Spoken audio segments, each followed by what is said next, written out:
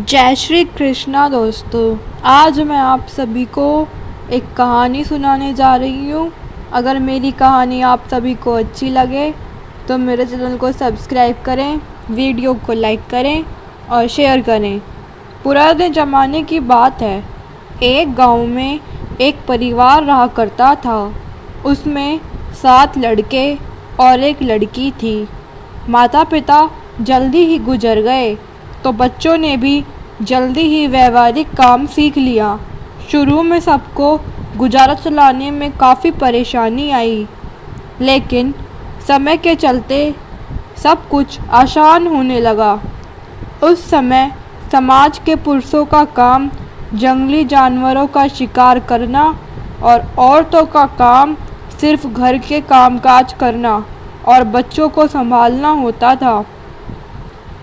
7 भाई और एक बहन बड़े प्रेम से मिलजुल कर रहते थे। दिन निकलते ही सातों शिकार के लिए निकल जाते और बहन सबके लिए खाना पकाती थी और घर के कामकाज करती थी। भाई जब जंगल से वापस आते तो साथ में एक बड़े जानवर, पक्षी आदि को मारकर लाते। बहन उनके मांस को बड़े चाव से पकाती और सब भोजन करके तृप्ति का अनुभव करते। ऐसे ही दिन गुजरने लगे। एक दिन की बात है, 7 भाई जंगल को गए थे। शाम होने चली थी। बहन सबके लिए खाना बना रही थी। जब वह सब्जी के लिए हरी साग काट रही थी, चाकू की तेज धार से उसकी उंगली कट गई। कटी उंगली से खून की धार बहने लगी। उसने सोचा, यदि भाइयों ने देखा तो वे बड़े दुखी हो जाएंगे। मुझे उन्हें ये बात नहीं बतानी चाहिए। उसने बहते खून को अपनी ओढ़नी से पोंछना चाहा, किंतु उसे लगा कि उसके भाई देख लेंगे। फिर उसने दीवार पर पोंछना चाहा, फिर लगा यहाँ तो और अच्छी तरह से दिखाई देगा। वे बेचैन होकर इधर उधर घूमने लगी। ऐसी कोई जगह उसे नहीं मिली जहाँ उसका बहता खून भाइयों की दृष्टि से बच सके। अंत में कोई उपाय न देखकर उसने उसी साग से पूछ लिया जिसकी वह सब्जी बनाने जा रही थी। शाम को भाई जंगल से वापस आए। बहन ने खाना परोसा। आज सातों को साग बहुत स्वादिष्ट लगा। सातों अपनी उंगलियां चाटते रह गए। बहन की पाक कला की तारीफ की। अपनी तारीफ सुनकर बहन भी खुशी से फूली ना समाई। दिन भर के थके होने के कारण सातों भाई जल्दी सो गए। अगली सुबह रोज की तरह खा पीकर सातों भाई जंगल की ओर निकल पड़े। जब शिकार तलाशते तलाशते थक गए, सभी एक पेड़ की छांव में बैठकर आराम करने लगे। बातों बातों में रात के भोजन में बहन के द्वारा बनाई गई साग की चर्चा होने लगी। सभी कह रहे थे कि इतनी स्वादिष्ट साग की सब्जी आज तक नहीं खाई। सबने तय किया कि आज इसके बारे में बहन से ज़रूर पूछेंगे और जान लेंगे कि साग में उसने क्या क्या मिलाया था। शाम को सातों भाइयों ने बहन द्वारा बनाई गई सब्जी की तारीफ करते हुए पूछा, प्यारी बहन, कल रात के साग में तुमने क्या क्या मिलाया था? बहन बताना नहीं चाहती थी।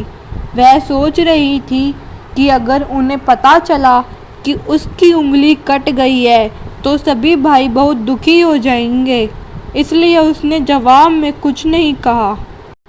बड़े भाई ने कहा, प्यारी बहना, तुम्हें बताना ही पड़ेगा। मैं जानना चाहता हूँ कि हमारी बहन ने इतना स्वादिष्ट साग कैसे बनाया। तुम्हें मेरी सौगंध है। बड़े भाई का सब सम्मान करते थे। बहन को सच बोलना ही पड़ा। उसने धीरे धीरे सारी बात बताते हुए कहा, बस इतना ही, अपना खून मिला दिया था और ज़्यादा कुछ नहीं। यह सुनकर 6 भाइयों के मन में एक कुटिल ख्याल आने लगा। वह सोचने लगे, इसके खून की चंद बूंदें इतनी स्वादिष्ट हैं तो इसका मांस कितना स्वादिष्ट होगा। रात के खाने के बाद सातों सोने के लिए गए। सातों ने फिर उसी बात की चर्चा की। बड़ा भाई कहने लगा, अरे खून की कुछ बूंदें इतनी स्वादिष्ट हैं तो शरीर का मांस कितना स्वादिष्ट होगा। सबने बड़े भाई की बात में हाँ मिलाई। अगले दिन शिकार के लिए जाते समय सातों ने ये योजना बनाई कि बहन को मारकर उसका मांस बनाएंगे, खूब स्वादिष्ट होगा। सातवें भाई को अपने बड़े भाइयों की युक्ति बिल्कुल भी उचित नहीं लगी। वह अपनी प्यारी बहन को बचाने के लिए बेचैन हो गया। वह खुलकर इसका विरोध नहीं कर सकता था क्योंकि 6 भाई एक तरफ थे। शिकार करने के बाद सभी भाई मिलकर एक टीले पर बांस के एक चाक का निर्माण किया। उनकी योजना यह थी कि बहन को फुसलाकर यहाँ लाएंगे, तीर मारकर उसकी हत्या करेंगे और स्वादिष्ट मांस खाएंगे। अगले दिन बड़े भाई ने बहन से कहा, प्यारी बहन, तुम बड़ी हो गई हो और शादी के लायक हो गई हो। मैंने तुम्हारे लिए एक सुंदर से वर की तलाश की है। आज हम उसका घर देखने जाएंगे। तुम्हें भी सज संवर कर हमारे साथ चलना होगा। बहन शादी की बात से बहुत खुश हुई। तुरंत तैयार होकर भाइयों के साथ चलने लगी। चलते चलते वह थक गई। वह बड़े भाई से पूछने लगी, मेरी ससुराल अब कितना दूर है? बड़ा भाई बोला, बस अभी पहुंचने वाले हैं। दूर से दिखाई दे रहे टीले पर बने चाक को दिखाते हुए भाई बोला, वह देखो तुम्हारा ससुराल, जहां तुम राज करोगी। यह सुनकर बहन आनंदित हो उठी। चाक पर पहुंचते ही बड़े भाई ने अन्य भाई को बहन को चाक पर खड़ी करके रस्सी से बांस के खंभे के सहारे बांधने का आदेश दिया। सभी मिलकर फुर्ती से बहन को बांधने लगे। बहन असहाय थी। अपने सभी भाइयों को हथियारों के रूप में देखकर बहन का हृदय हाहाकार करने लगा। वह ईश्वर को याद करते हुए कहने लगी, हे ईश्वर, अब तुम ही मेरा सहारा हो। मेरे सातों भाई मेरी हत्या करना चाहते हैं। इनमें से एक भी ऐसा नहीं है जिसके दिल में मेरे लिए दया और प्रेम है। अपनी बहन की बातों से सातवां भाई द्रवभूत हो गया। बहन की पुकार पर वह तड़प कर रह गया, पर 6 भाइयों का प्रतिवाद करने का साहस नहीं जुटा पाया। बहन को निर्ममता से बांधने के बाद बड़े भाई ने सबको बारी बारी से उस पर बाण से प्रहार करने का आदेश दिया। बड़ा भाई हाथों में धनुष बाण लेकर जब प्रहार करने को तैयार हुआ, तब बहन भाई के सामने हाथ जोड़कर करुण स्वर में गाने लगी, मारो मारो भैया छाती में लक्ष्य करके, छाती में लक्ष्य करके भैया, छाती में लक्ष्य करके। भाई ने कठोरता दिखाते हुए तीर चलाया, पर उसका निशाना विफल हो गया। इसके बाद दूसरा भाई तीर मारने को तैयार हुआ। बहन ने उसके आगे हाथ जोड़कर वही करुण गीत दोहराया। उसका भी निशाना चूक गया।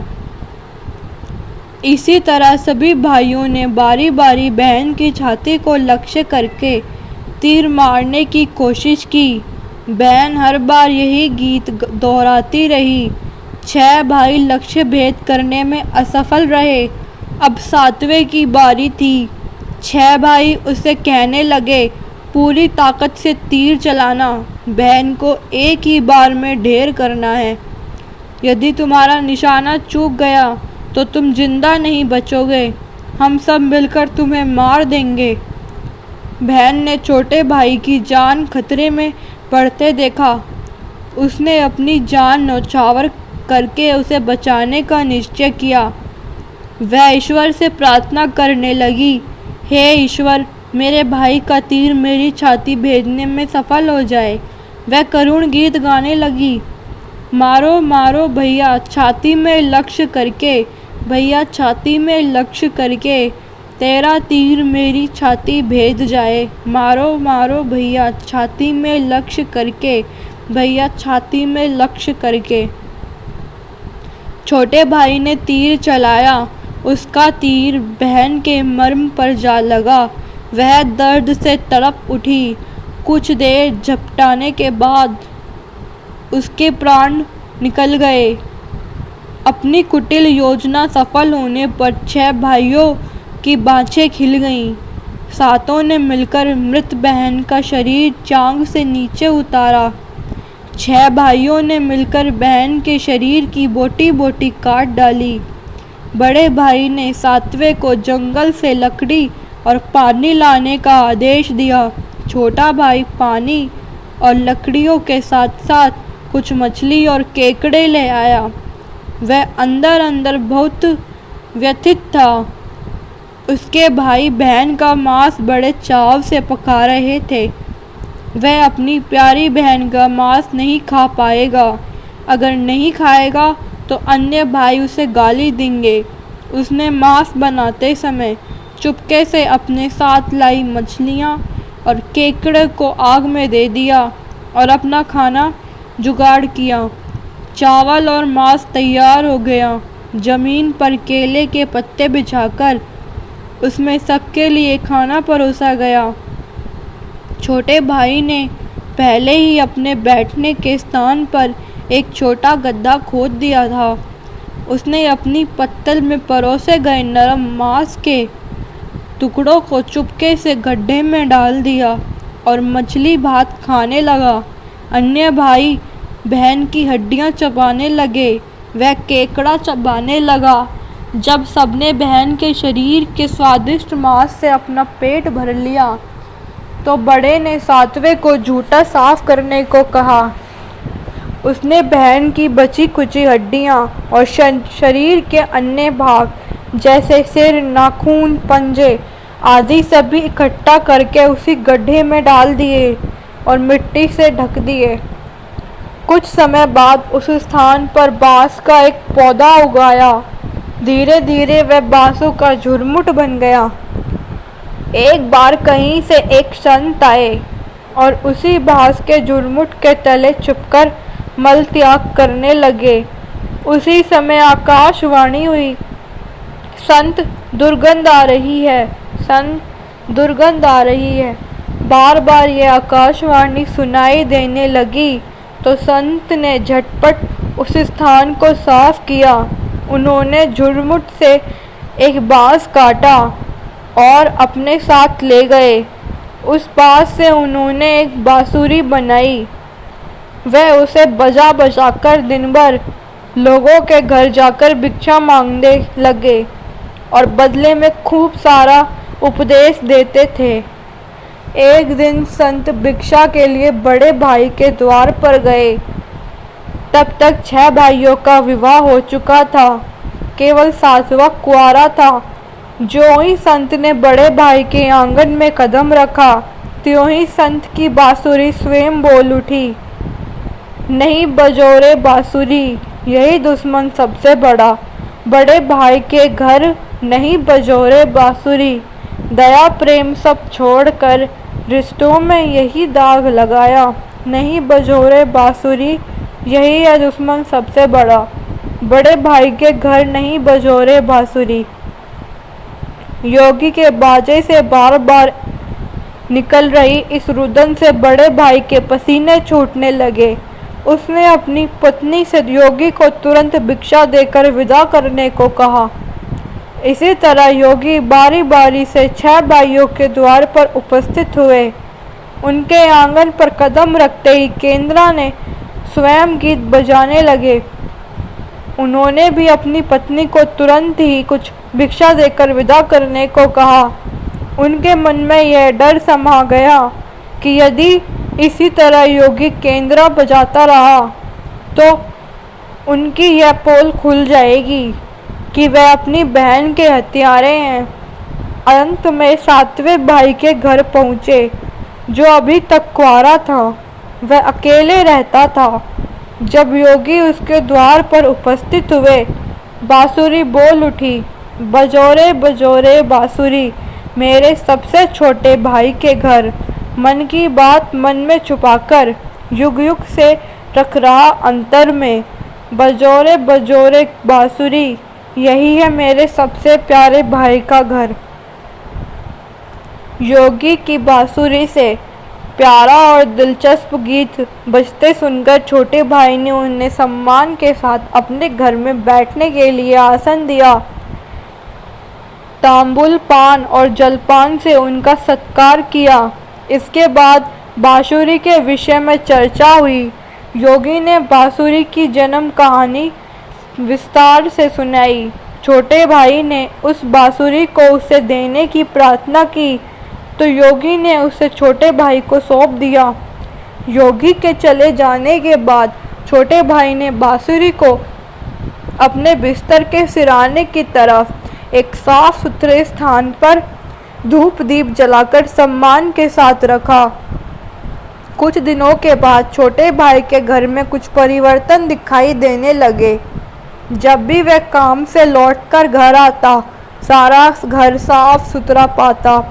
जब रोज रोज यही बात दोहराने लगी, तो छोटे भाई ने अपनी भाभीयों के घर जाकर पूछा, मेरी गैर हाजिरी में आप लोग मेरा घर साफ करते हैं क्या? सभी ने जवाब दिया, हमें अपने घर के काम काज से फुर्सत नहीं है, तुम्हारा घर कैसे साफ करती? छोटे भाई ने निश्चय किया कि वह आज छुपकर देखेगा कि उसका घर कौन साफ करता है। वह घर के कोने में छुप गया। घर सुनसान होते ही शापित बांसुरी से उसकी बहन की शक्ल की एक लड़की निकली, घर का सारा काम किया और फिर उस बांसुरी में समा गई। छोटे भाई ने यह बात अपनी बड़ी भाभी को बताई। बड़ी भाभी ने उसे समझाया, जो ही लड़की के बांसुरी से बाहर निकलेगी, तुम बांसुरी को आग के हवाले कर देना, फिर उस पर तुलसी जल छिड़क देना, फिर देखना क्या होता है। छोटे भाई ने बड़ी भाभी के कहे मुताबिक काम किया। उसने लड़की के निकलते ही बांसुरी को आग में डाल दिया और लड़की पर पवित्र तुलसी जल का छिड़काव किया। तुलसी जल के स्पर्श से वह मानव रूप में आई। भाई ने देखा यह तो उसकी प्यारी बहन है। उसने अपनी बहन को गले से लगा लिया। उसके बाद दोनों भाई बहन बड़े प्रेम से जीवन बिताने लगे। तो दोस्तों, अगर आप सभी को मेरी कहानी अच्छी लगी तो मेरे चैनल को सब्सक्राइब करें, वीडियो को लाइक करें और शेयर करें। धन्यवाद।